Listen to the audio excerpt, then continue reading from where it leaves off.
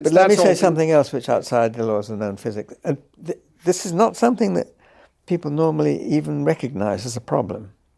I mean, they do, but they shove it under the carpet, which is what's known as the collapse of the wave function. Mm-hmm. Mm-hmm.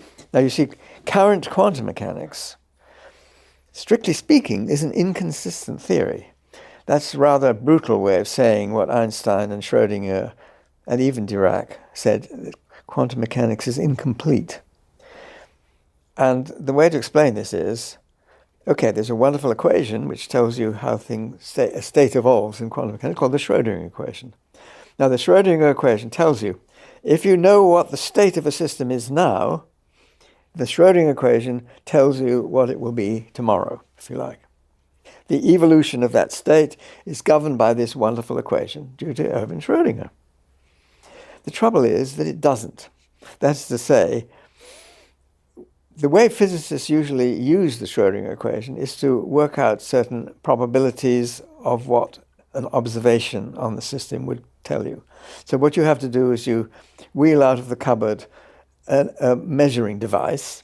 And this measuring device, you set it on the system, which is evolving according to the Schrödinger equation, and it measures it.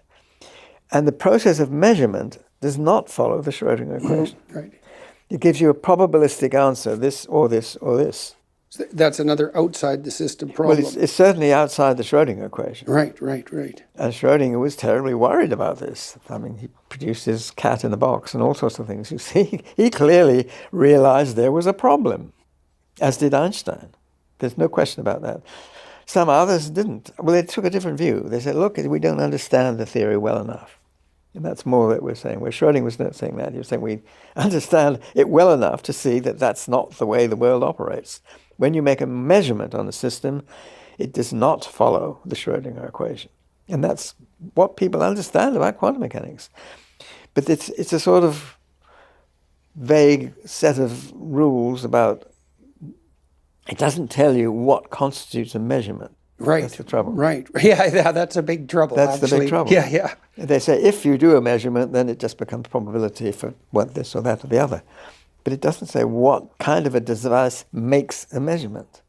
Now, there's one school of thought, which has been going on from way back to the early days of quantum mechanics. Wigner, in particular, promoted this point of view, that it's a conscious being observing the system, and that makes That's what the Wheeler measurement. believed, I believe. Wheeler might have believed. Quite a lot of people believe that. I think von Neumann had a similar sort of view. I'm not quite so sure about his view, but certainly Wigner. And I talked to Wigner about this. Yeah. I got the feeling from Wigner he wasn't quite as dogmatic he was made out to be on this issue. He just thought this was a possibility, I think.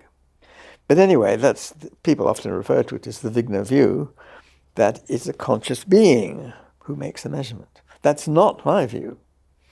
My view is that it's almost the opposite of that view, that there is an objective physical process which deviates from the Schrödinger equation, in which the state does collapse so that it becomes one or the other with certain probabilities. And that this has to do with when gravity is brought into the picture. And there's reasons for believing this. I don't want to go into that. But there is reason for seeing... I'd like you to go into it, if you would be willing to, because I'm very... Well, it's a very clear mathematical calculation. There's not a question about it. It's a question of what you do with it, you see. And what you do with it, according to me, is to say, okay, it tells you that this system has a lifetime, and it will, in that lifetime, become one or the other. Without a measurement. It's sort of... That's right, yes. Without an... Well, it's so interesting to me right. that you're interested in consciousness, and you see that consciousness in this Gödel theorem sort of manner. And I would think the most predictable thing for you to believe as a consequence of that would be that it is conscious measurement that collapses the quantum indeterminacy, the waveform. And yet you don't. You think that that statistical vagueness will collapse into something that's essentially, is it either or, is it binary?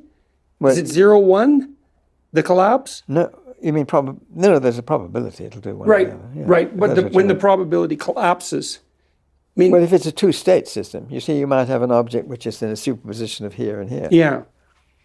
It was Dirac's first lecture. I remember hearing that.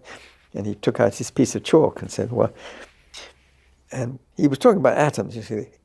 According to quantum mechanics, or a particle, so a quantum particle can be here, or it can be here, or it can be in a state which is partly here and partly here at the same time. Right. And then he took out a piece of chalk, and people tell me he used to break it in two. I can't quite remember, because my mind was drifting away from what he was saying, and I was looking out of the window and thinking about something completely different. And unfortunately, it only came back after he'd gone on to the next topic.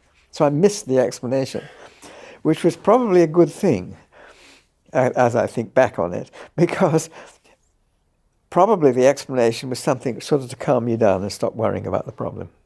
I suspect it was something like that. So you don't think that a conscious observer per se is necessary to collapse the waveform? Absolutely. That is what I don't, I mean, I'm agreeing with you. Yeah. I don't believe that, yes. But you do think that, if I'm not mistaken, that the presence of an observer in the universe, that is to say, that, or the observation of the universe by us, is that true to say, is fundamental to the universe? Not really. That's an interesting question, but it's not part of my view.